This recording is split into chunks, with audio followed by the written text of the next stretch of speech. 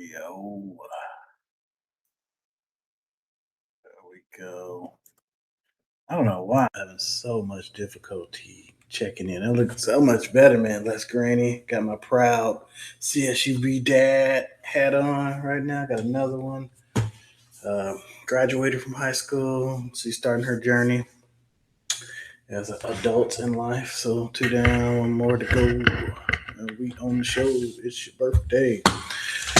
What's up, everybody? It's your boy Marcus, the Money Man, the Appliance Boss. Hey, it's Saturday, man. I want to jump on real quick and kind of do this live, drop some knowledge, and so this is on my heart. So I've been playing with AI now all week, and one thing I don't want anybody who's like feeling like it's so much going on in the world. They got to figure out every single thing, be on top of everything with all the new technologies that are dropping and stuff like that, man. Don't get sidetracked from the baseline. So the importance of sales in appliance repair today is way more important than anything else at this point in time, right? Because you can only control what you can control. And what you can control is that interaction with the customer, building the trust, making sure that you get the price that you need to be profitable in your business, not settling for discounting. And hey, we all heard it before where a customer says, "Hey, can you hook me up this time? I'm going to send all of my family members, all of my friends, so much business you'll never have any more need for business again." So, man, that is like that's one of the things that you hear all the time. So sales, we have been down this journey where we started our sales program a couple of years ago, and every time we get a technician, we put them through that sales training. Last November, quite frankly, we ran into a lot of issues in our new location up in Modesto, and I was really trying to understand, okay, point blank period, they couldn't sell shit up there. So is it something that's in the training that I was providing to the technicians? Because these are guys who had experience. All the technicians that we hired, except for one up there, they had experience. And, oddly enough, the one that we hired with no experience was actually better at selling. But the guys who had experience, they could not build trust with the customers for them to say yes to the repair. And for a period there, we were struggling too with plumbing around at the same time. So I went to a plumbing convention and they had the sales training there. It resonated with me because it was very similar to what I taught, my experiences that I got from being a direct salesperson when I was doing mortgages, hence Marcus the Money Man, and just developing my skills because I'm not a natural extroverted person, right?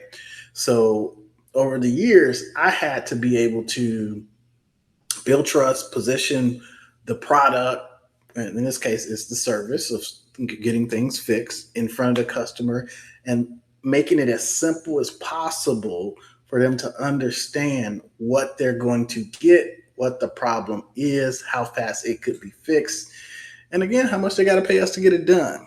And that is like, it sounds so elementary, but today's age, those warranty calls are going down. So if you started 5-6 years ago, at the same time a whole bunch of us started during the COVID period or just before, we're diving in warranty companies. We're getting big tickets from the warranty companies. As third-party home warranties, we were just hitting licks on them. And then the OEM stuff, they're always kind of like, that was kind of the ideal. People wanted to, and a lot of people did start huge businesses around there where they had 15, 20, 30, 40, 60, 100 technicians just out there doing warranty calls. So the landscape for the third-party home warranty started to shift a couple of years ago. And right now, the OEM warranty is starting to shift too. And the reason being is, obviously, we have more insightfulness with AI. But two, these factory home warranties now, they're triaging a lot more with the customers. They're making their appliances smarter, but it's not necessarily about the smart appliance. It's about being accessible and easy to use with the customer. So now their warranty isn't, as many calls as what you would think you would get. Third party home warranty, they're doing the same. They've been trying to triage calls before too, so they can avoid sending somebody out, because they can still collect money for doing the triage without having to send somebody out, one of us. Then they're just keeping that collection, their appliances working, and they move right along. But with that being said, no matter what we're doing, everybody is driving towards less and less calls. So will we get to zero calls? No. But the issue is, if your company was feeding off of these simple, easy type of calls, and now you're going to get more difficult calls, things that people, don't feel comfortable doing, then those are the calls that we're going to have to get. But conversely, you're going to have to, they usually come a little bit more pricier than the quick, easy things. You won't get the service call fee, walk away, customer education type of calls anymore. Those are going to be reduced. So if you can't sell a fix, show the vision to a customer who likes their appliance, and tell them that, hey, it's going to be fixed by this time. We're going to have the part by this time, or I got the part in the truck, or whatever the case may be, and they trust you and they want to move forward with it, you're going to struggle as a company. You won't be able to grow, because usually the owners are really good at selling. That's you. So you're good at building trust, but as you want to grow, it's going to make it way more difficult, because just like we had the difficulties in Modesto, we had to retool. So with our retool, we joined the sales program. We got some of the same tools, some of the different same tools that we already had. We got a bunch of different tools that we already had, a lot more ideas. So Doug and his crew, they do a really good job with video training and worksheets and stuff like that. So it's a lot. But we took just a small bit of that, and we're able to tweak our program to the point that right now in Modesto, these guys are doing what they need to do, and they're just acclimated within our system just like everybody else is. And it takes time, right? It takes time. It takes the right personality, but it also takes a good system and expectations. But the focus is always sales, because you can't be a heavy COD company and you don't have sales. So when we're talking sales, we're talking CSRs on the phone. What does that sound like? What kind of confidence does your CSR give the customer, right? Everybody's up in arms. The world is turned upside down. The refrigerator food is spoiling as we speak. Their washing machines about to walk right out the laundry room.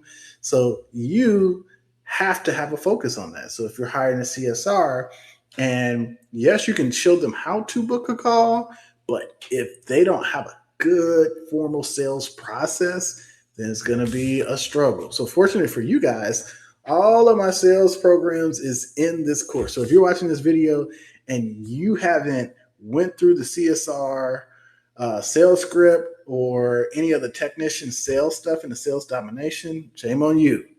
Go back, go get it, walk through it, and use it to develop your own. We got AI right now. Just screenshot what's in there, upload what's in there. If you can find the PDF that's in there, download it, throw it in there, and chat GPT and make something based on your own company with your address, your phone number, your experiences, where your location is, all of these different things that help build trust while you're on the phone, where you're out on site, that you can take and give to somebody that you expect to do equal or better than what you are.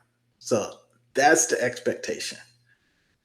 You don't want to settle for people just to say, hey, I know I'm the best salesperson and I'm throwing my hands up. Nobody will ever be able to do as good as I am. That's no excuse. You have to give them the tools to hit you and better. And that's the goal. But man, I wanted to get on that right now. So I know a couple of days ago I put a live in there. We will be live again. So this is just an impromptu live, but we'll be live for real, and we're going to be going over AI. this AI thing is a trip. I just built the eBay app. So eBay, they have a integrated thing in their app. If you download the app, where you could take a picture, it'll scan it, to pull all the information over, and you could upload a listing. So way better than what it was a couple years ago when we were doing it.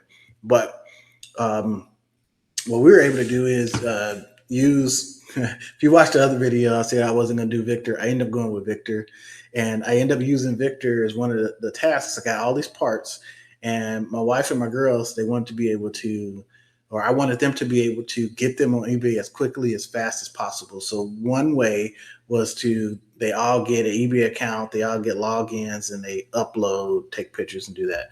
But with the Victor app, I did the same functionality that is in the eBay app, and the only exception was, or the additions, because I added. So I added it to pull a stock photo of the actual part. So that was a plus. So we can get our parts, but we can get a stock photo, because that's what you're looking for. If somebody's looking for a part, they'll see the stock one first, and then they can kind of relate it. So that's one thing. I added some functionality in the app so we could upload things. I wanted it to compare the OEM price versus the eBay price and the sold price, and pick a good selling price, so we don't have to pick the listing. eBay app does that too, but it just kind of magically throws something in there. With this one, it's transparent. You can see what its MSRP price is, eBay last sold couple prices, and all that. So we did all that functionality in there, and it's team wise, so we can throw it all in one solid database, so we can see them as we're logging them in. It gives us a unique number, so that helps when we do get a sale, because in the past, when we get a sale, we got to figure out which one did they buy. So with this one, we upload, it gives a unique number right on the box. We're good to go. So it was something that we just put together. Like me and the AI thing, we just typed it in, boom, and we had the first iteration within like 40 minutes.